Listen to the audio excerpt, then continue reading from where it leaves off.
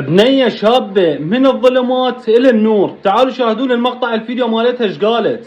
الصلاة وشوية شوية قمت أترك المعاصي شوية شوية، وبديت بالقرآن وبديت أتعلم وتحجبت وتركت الموسيقى والتبرج وهواي شغلات، حتى كنت أشرب نرجيلة وتركتها هم.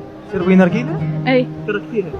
أحسنتي. أي قبل ما أصلي عمود صحتي. يعني أنت بس تخيل وياي عمرها 17 سنة وبعدها شابة، يعني خلينا نقول عبر سن المراهقة، ودخلت بهيجي مجال، يعني إنه الصلاة، تحجبت، سترت نفسها، وقامت تدخل بالدين وغير الدين وتتعمق به وتقرأ قرآن وإلى آخره.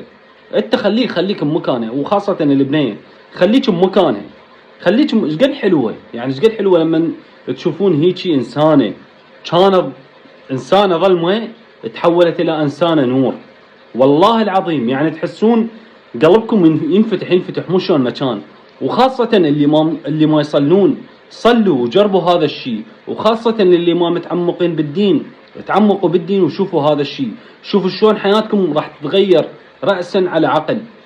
والله العظيم حياتكم كلها راح تتغير، يعني كل شيء بيكم راح يتغير.